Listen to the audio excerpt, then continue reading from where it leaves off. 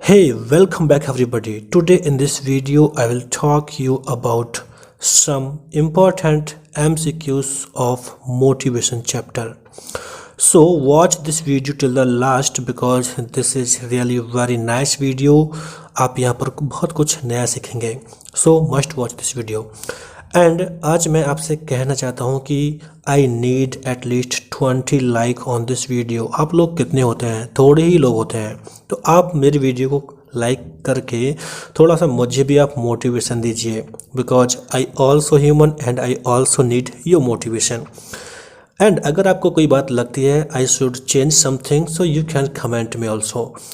And one more thing that you must join my Telegram channel, that is important for you because I share a lot of things for your understanding and enhancing your knowledge.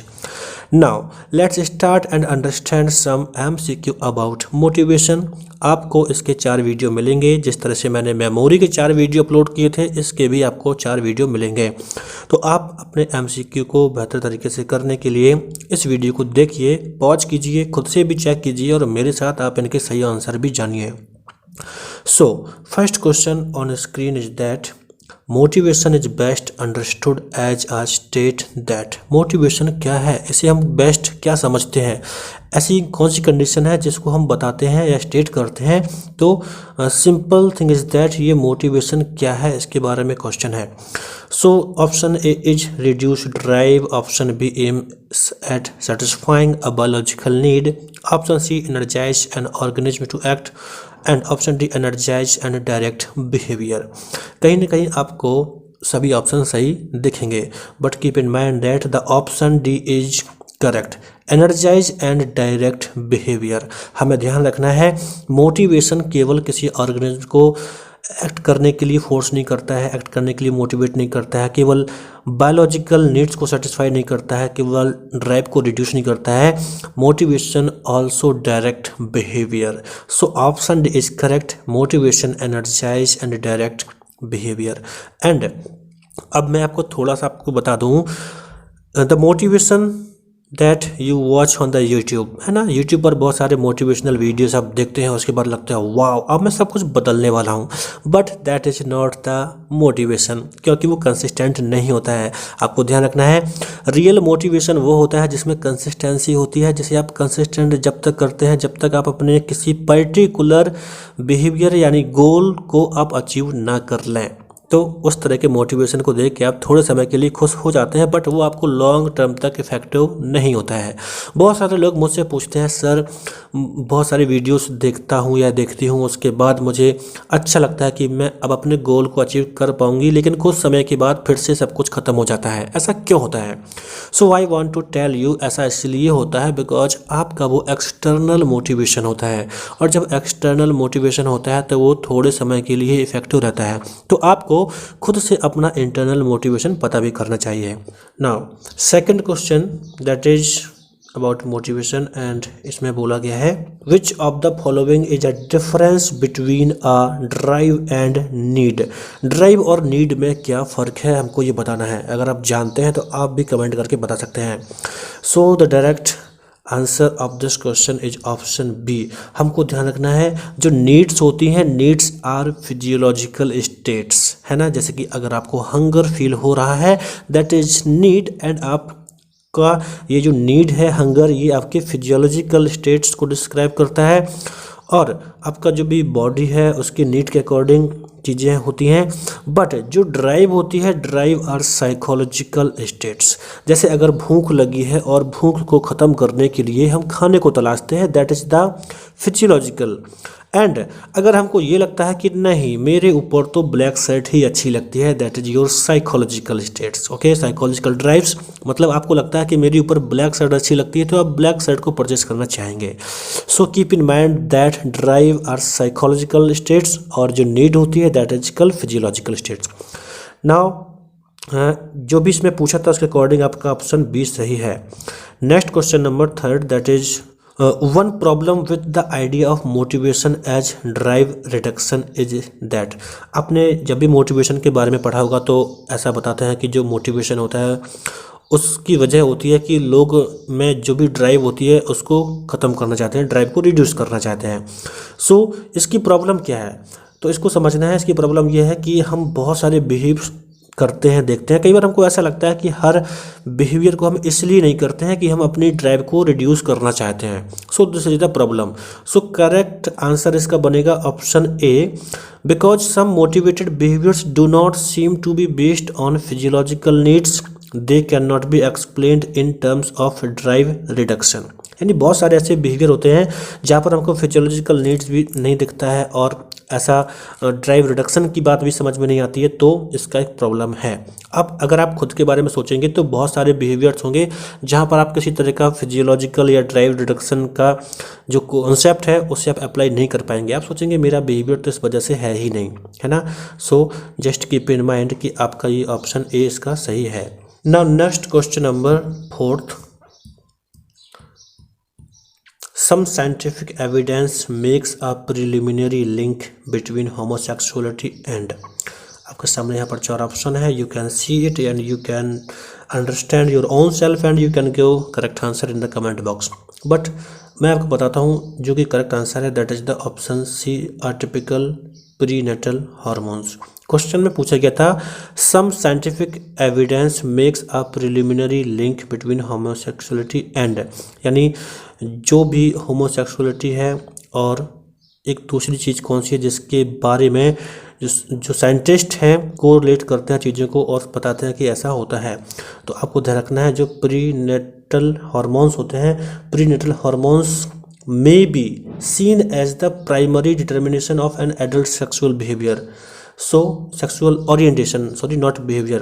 तो homosexuality and जो prenatal hormones होते हैं उसमें एक link होता है और जो साइंटिस्ट है उनके पास इस बात का एक प्रूफ होता है या वो बनाते हैं।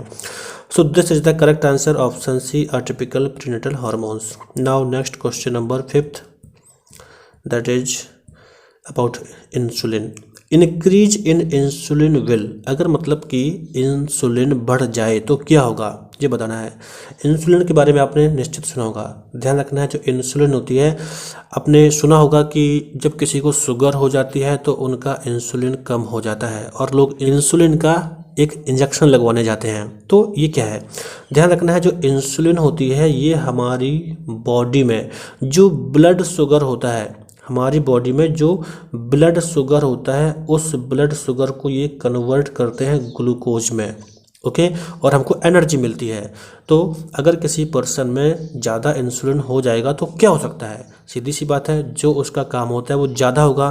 तो ध्यान रखना है जब इंसुलिन ज़्यादा हो जाएगा तो जो भी ब्लड शुगर है वो सभी को डायरेक्टली कन्वर्ट करता रहेगा ग्लूकोज में और एनर्जी बॉडी को मिलती रहेगी। बट उसी टाइम पे अगर ज़्यादा मात्रा में ये सब हो जाता है तो प्रॉब्लम ये होती है कि उस वक्त लोअर ब्लड शुगर हो जाती है, यानी ब्लड शुगर कम हो जाती है और उसके बाद हंगर फील होने लगता है। So option A is correct. Now next question number 6th। Electrical stimulation of the lateral hypothalamus will cause an animal to, यानी अगर किसी एनिमल के लेटरल हाइपोथैलस में स्टिमुलेशन किया जाए, इलेक्ट्रिकल स्टिमुलेशन, तो क्या हो जाएगा, begin eating, stop eating, become obese और बिगिन कॉपुलेटिंग। तो आपको ध्यान रखना है इसका जो करेक्ट आंसर है that is the option A, begin eating. अगर किसी एनिमल के लेटरल हाइपोथैलेमस को इलेक्ट्रिकली स्टिमुलेट किया जाए तो वो खाना शुरू कर देता है। ऐसा इसलिए होता है क्योंकि जो हाइपोथैलेमस होता है वो मतलब हंगर को एलिवेट करता है। तो आपका ऑप्शन ए सही है। एंड थोड़ा सा बात कर लेता हूँ आपसे ऑप्शन बी के बारे में, स्टॉप ईटिंग। तो हमें ध्यान रखना है खाना बंद कब करते हैं एनिमल, अगर उनके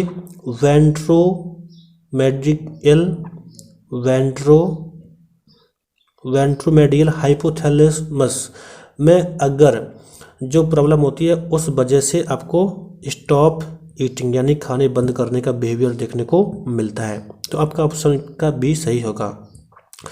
नेक्स्ट यहाँ पर आपका जो क्वेश्चन 7th है that is the text suggest that a neophobia for unfamiliar tastes, यानी नियोफोबिया है जो कि फेमिलियर टेस्ट के लिए होता है, यानी जो भी नई चीज़ें हैं, आप जैसे कहीं जंगल में जा रहे हैं तो कुछ भी दिखेगा उसे खाना शुरू नहीं कर देंगे।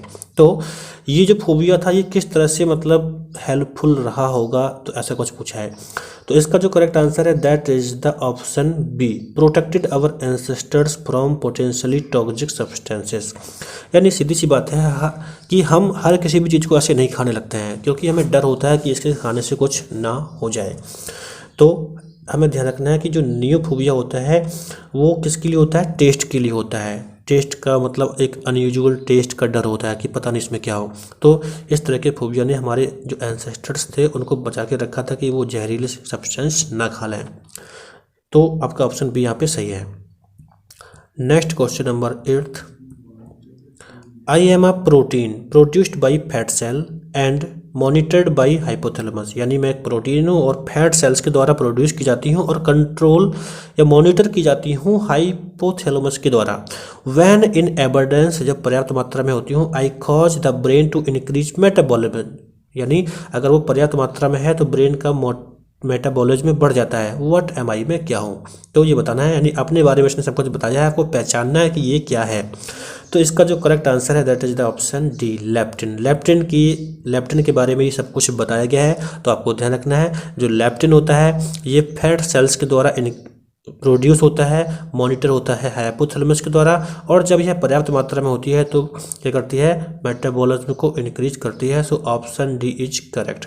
और साथ ही साथ मैं आपको बता दूं यहाँ पर जो एक ऑप्शन बी है ग्रेलिन, ये क्या होता है। Ghrelin is a hormone secreted by the empty stomach sends hunger signal. यानी जब भी हमको भूख लगती है, यानी हम फील करते हैं कि हमको भूख लगी है, हमारा खाली पेट होता है, तो खाली पेट में ये हार्मोन निकलता है जो कि ब्रेन को मैसेज देता है कि भाई तुम्हें कुछ खाने की आवश्यकता है। तो ये ध्यान रखना है। और जो PYY लिखा है ये आपका पेप्टाइड YY है पूरा, और ये सिग्नल देता है कि अब पेट भरा हुआ है, यानी फुलनेस का सिग्नल देता है। तो आप इसे ध्यान रखिएगा।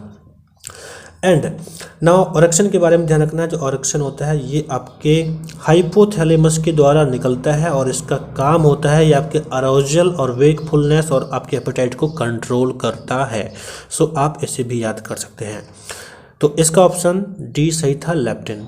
Now next question that is 9th, instinct theory and drive reduction theory both emphasise blank factors in motivation.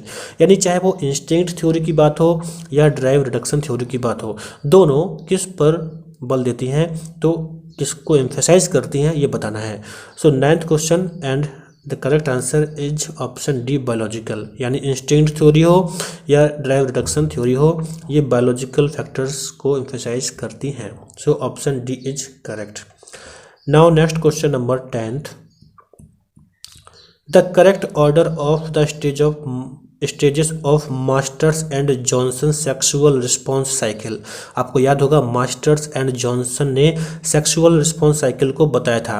तो ये जो इसका साइकिल होता है उसमें कौन कौन से स्टेप हैं, स्टेजेस हैं, उसको हमें सर्टेन या फिर करेक्ट ऑर्डर में बताना है। तो आपको ध्यान रखना है, इसको याद करने का तरीका बहुत अच्छा है। मास्टर एंड जॉनसन, आपको नाम तो याद रहेगा, मास्टर एंड जॉनसन, इनका जो सेक्सुअल रिस्पॉन्स साइकिल था उसका करेक्ट ऑर्डर होता है EPOR। EPOR कैसे, E का मतलब है एक्साइटमेंट, P का मतलब है प्लेट्यू, O का मतलब है ऑर्गेज्म एंड R का मतलब है रेजोल्यूशन। तो आप मास्टर एंड जॉनसन के साथ में EPOR को ध्यान रखिएगा तो आप आसानी से ध्यान रख पाएंगे कि करेक्ट ऑर्डर इसका होता है excitement, plateau, orgasm and resolution. So B option is correct. So these were some MCQ about motivation.